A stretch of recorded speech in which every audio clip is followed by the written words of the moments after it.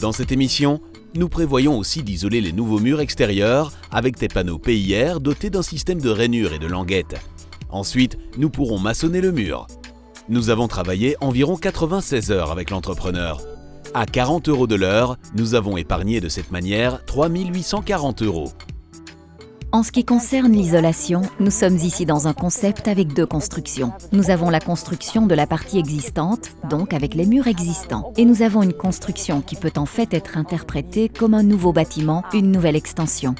L'ancienne partie, nous nous en sommes occupés dans la précédente émission. Les vieux murs creux répondaient aux exigences pour être isolés par la suite. Nous les avons donc fait pulvériser avec de la laine de verre par un entrepreneur agréé. Dans la nouvelle partie, pour l'extension, nous travaillons en fait comme pour un bâtiment traditionnel. Notre structure est donc un mur porteur, avec l'isolation dessus. Comment faisons-nous cela? Nous prenons donc les plaques. La plupart des plaques d'une certaine marque sont dotées de rainures et de languettes. Cela veut donc dire que la languette doit être placée dans la rainure et que de cette manière, les deux panneaux peuvent donc être bien placés l'un contre l'autre. C'est une chose. Deuxièmement, il est aussi important de placer presque à mi-pierre ou du moins en quinconce.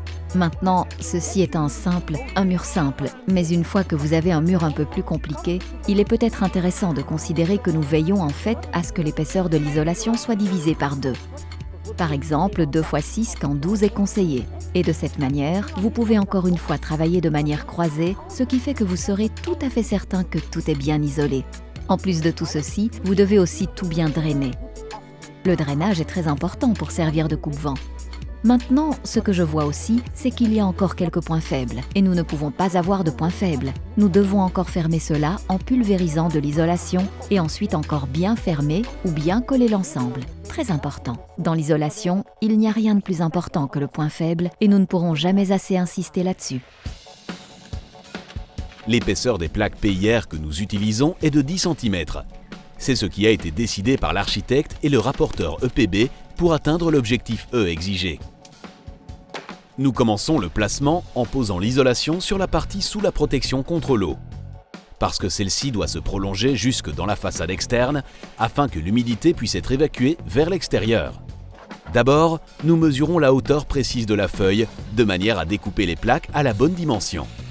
Nous dessinons ensuite cette mesure sur l'isolation. Ensuite, à l'aide des lignes indiquées sur la plaque, vous pourrez couper précisément la pièce.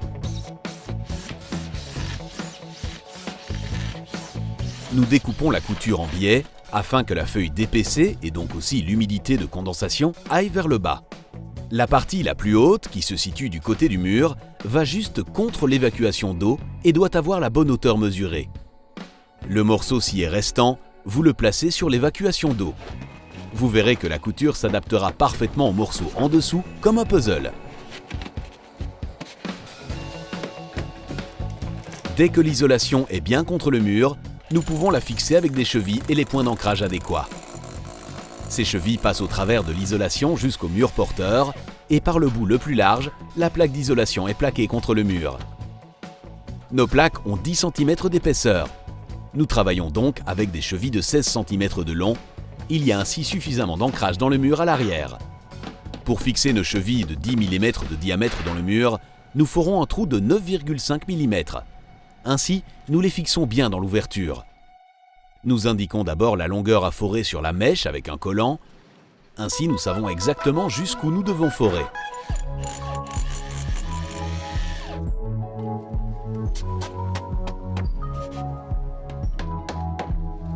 Dès que les pièces du dessous sont bien fixées, nous pouvons alors commencer à fixer sous l'évacuation d'eau.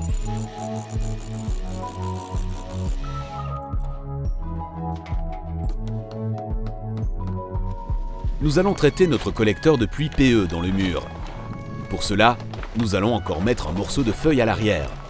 Ainsi, le tuyau n'aura plus de contact avec le mur intérieur et la condensation ne pourra plus mouiller le mur. Nous mettons quelques petites cales entre le tuyau et le mur intérieur afin qu'il y ait assez d'espace pour pulvériser de la mousse PU derrière.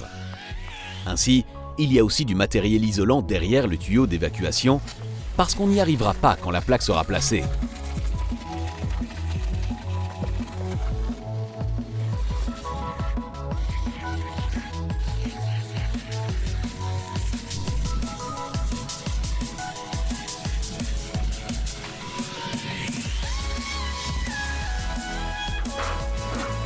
Du côté extérieur, nous collons dessus un rabat souple en EPDM à hauteur de l'évacuation d'eau.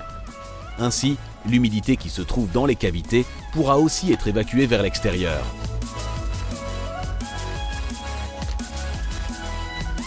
Nous pouvons maintenant passer à la rangée suivante de l'isolation. Pour cela, nous devons à nouveau découper les plaques à la bonne mesure. Pour couper, vous pouvez utiliser un cutter. Si vous faites une incision d'une profondeur suffisante, vous pourrez alors simplement casser le morceau. Pour des panneaux plus fins, vous pouvez éventuellement utiliser une scie circulaire, tout comme une scie à main qui est aussi une alternative fort utilisée. Vous placez les rangées en quinconce afin de ne pas avoir deux coutures l'une sur l'autre. Nous isolons ici avec du PIR. Pour cela, il peut être nécessaire de mettre un masque et de porter des lunettes pour éviter les irritations. Nous travaillons dehors, donc ce ne sera en principe pas nécessaire.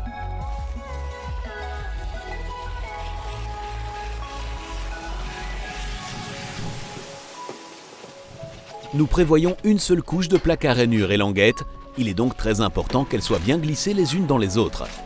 Si c'est possible, vous pouvez aussi placer deux couches plus minces en billets, comme nous l'avons fait sur le toit.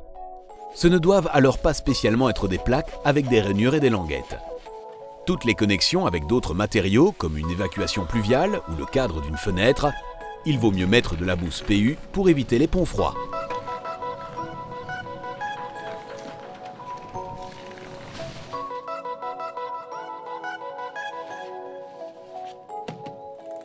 Nous utilisons aussi quelques chevilles d'isolation pour bien maintenir une plaque en place. Lors de la maçonnerie, l'entrepreneur veillera à ce que l'on arrive à la quantité recommandée de 5 à 7 points d'ancrage par mètre carré. Ces chevilles supplémentaires sont alors placées pendant la maçonnerie, lorsqu'il sera clair de l'endroit des joints de la précédente maçonnerie. Vous pouvez aussi mesurer cela à l'avance et le dessiner, mais c'est difficile et cela prend trop de temps. Une fois que le mur est complètement recouvert avec des panneaux d'isolation, nous devons encore apporter la touche finale. Pour la finition, nous collons toutes les coutures avec le collant livré. Cela assure une isolation complète au vent. L'isolation à l'air de la coquille extérieure, nous la collerons plus tard via le côté intérieur de l'habitation.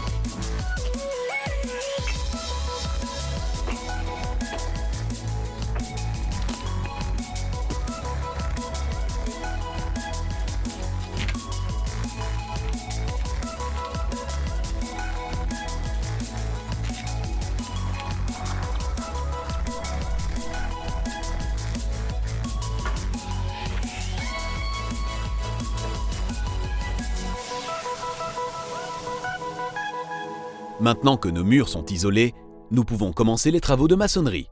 Nous optons pour une brique de façade extrudée et finement dégrossie. Elles sont indéformables et c'est pourquoi elles peuvent être maçonnées avec du mortier fin. Si vous voulez, vous pouvez même les coller. L'alignement de la façade doit évidemment être parfait, car cela détermine en grande partie l'apparence de l'habitation. Pour cela, l'entrepreneur place la rangée du dessous.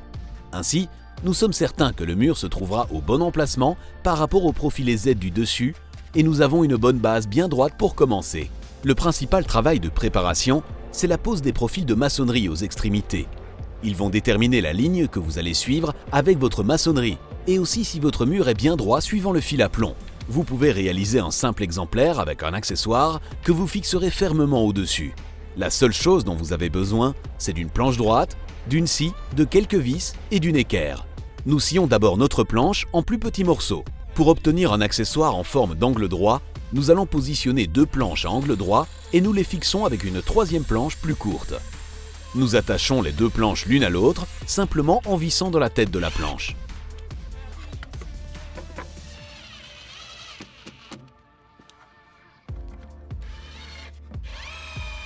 Pour obtenir un angle parfait à 90 degrés, nous utilisons une équerre. Fixez bien les planches l'une à l'autre contre les jambes de l'équerre.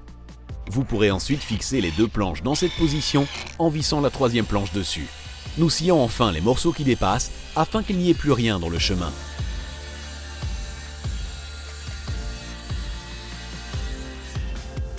Avant de monter ensuite le profil au-dessus avec notre accessoire, nous prévoyons encore une planche en dessous.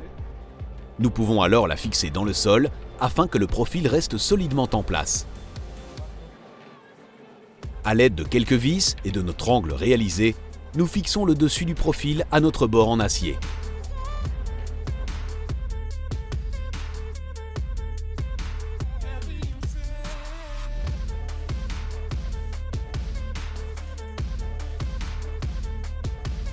Après avoir ajusté l'alignement de nos pierres inférieures, nous pouvons tout resserrer. Et le petit pied du dessous, nous le fixons aussi à l'aide de clous en acier. Ensuite, nous plaçons un deuxième profil à l'autre bout de notre mur. Nous le mettons précisément à la même distance des deux côtés, ainsi nous aurons un beau mur égal avec ses deux bords de finition. Entre ces deux lattes de référence, nous pouvons alors tendre notre corde de maçon afin de savoir quelle ligne suivre. Pour savoir à quelle hauteur cette corde doit pendre, nous devons encore réaliser une latte de mesure. Pour cela, nous mesurons d'abord la hauteur de 10 briques. En mesurant la hauteur avec 10 briques, nous pouvons récupérer les éventuelles différences d'épaisseur de briques. À cette mesure, nous ajoutons 10 fois la largeur de joint exigée. Elle a été déterminée par l'architecte à 5 mm, ce qui fait que nous devons ajouter 50 mm. Divisez alors ce total par 10, le nombre de briques, et ainsi vous arrivez à une épaisseur de couche de 54,5 mm. Vous dessinez cette mesure sur votre latte. Vous dépliez complètement votre mètre pour qu'il glisse le moins possible pendant que vous indiquez les petits traits. Parce que même 0,5 mm peut représenter une grosse différence pour un joint aussi petit. Nous voulons en haut contre notre bord de finition en acier terminer avec une pierre complète. Donc, nous en tenons aussi compte lorsque nous réalisons notre latte de mesure. En mettant ensuite les pierres à côté de notre latte, nous pouvons encore contrôler que tout est bien exact. Maintenant, c'est une question de reporter cette mesure sur nos profils de maçonnerie. Veillez à bien garder la latte droite pour que les petites lignes soient bien reportées. Si le profil a été utilisé pour d'autres travaux de maçonnerie, ces marquages peuvent alors induire en erreur. Veillez pour cela à ce qu'il soit bien propre ou collez du tape de peintre pour éviter toute confusion et vous éviterez ainsi de faire des erreurs.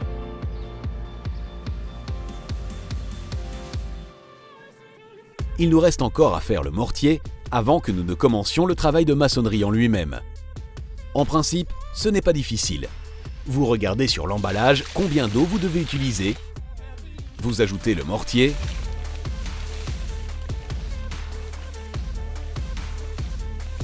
et vous mixez le tout jusqu'à obtenir une masse égale. C'est très important que le mélange ne soit pas trop liquide. C'est pourquoi c'est mieux de mettre au début un tout petit peu moins d'eau plutôt que trop. Vous pourrez toujours en ajouter si nécessaire. Nous pouvons maintenant commencer la maçonnerie. D'abord, nous positionnons correctement notre corde de maçon à l'aide de la latte de mesure que nous avons réalisée.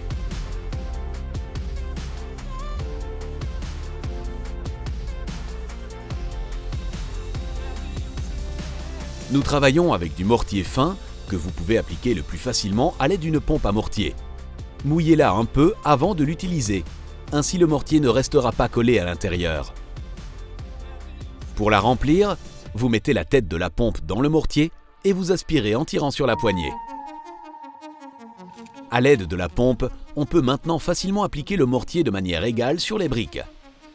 Vous faites cela sur une ou deux lignes en fonction de la largeur du joint dont vous avez besoin. Chez nous, 2 rangées sont conseillées. Ainsi, nous pourrons encore suffisamment régler la brique. Nous pouvons ensuite placer la brique de façade dessus. Faites-la correspondre à votre corde. Ainsi, vous suivrez une ligne bien droite. Il n'est donc pas utile de contrôler avec le niveau.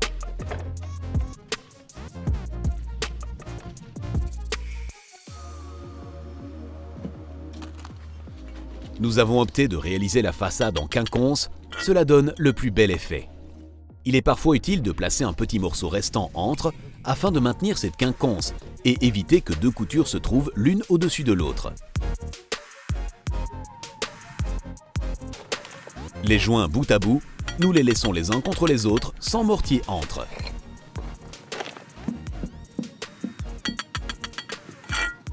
En tant que bricoleur, vous pouvez ici parfaitement aider l'entrepreneur. Vous pouvez préparer le mortier et aussi l'apposer sur les pierres, ainsi il pourra travailler en continu. Vous pouvez aussi faire la maçonnerie vous-même, mais gardez bien à l'esprit qu'il s'agit d'un travail de précision. Une fois que votre brique de parement est plus haute que le seuil, vous pouvez alors intégrer votre feuille d'EPC que vous avez installée au travers de votre isolation dans les joints. Du fait qu'elle va aussi vers le bas, la condensation des cavités sera amenée vers la façade extérieure. Fixez d'abord la feuille à l'aide de quelques briques et coupez ce qui dépasse. Ensuite, vous maçonnez simplement sur le DPC afin qu'il s'intègre à la façade.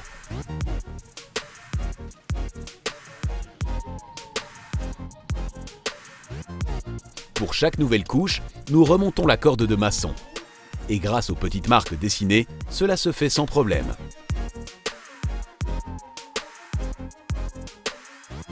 Notre joint est fixé à 5 mm.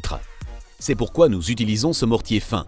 Dès que votre joint a moins de 10 mm, c'est nécessaire. Pour plus de 10 mm, il vaut mieux utiliser du simple mortier car il est aussi moins cher que la variante fine. Ce type de mortier fin a une composition spécifique qui garantit la solidité de votre mur malgré le fait que les joints soient fins. Cela donne aussi plus de dynamisme à votre façade. Et pour conserver l'accent de notre brique de parement, nous frottons aussi un peu les joints pendant que nous maçonnons. Cela donne un effet plus égal à votre façade. Nous avons aussi choisi la couleur RAL 1019 pour notre mortier. Cette teinte s'adapte parfaitement à notre brique de parement et assure un bel effet d'ensemble à la façade.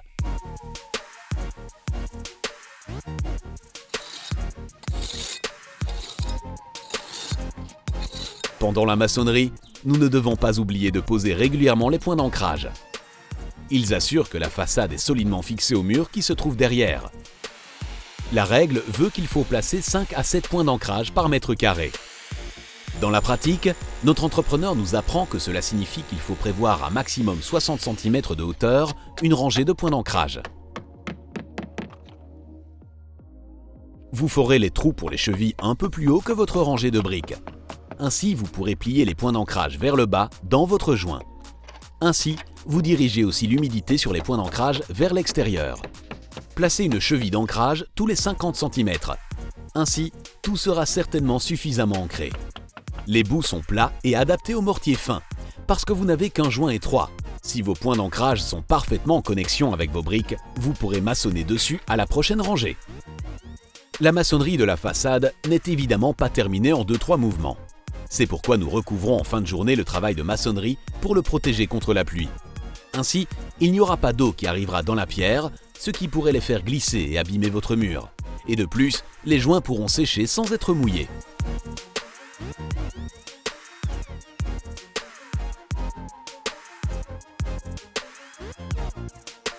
Dans cette émission, nous avons économisé 3 840 €.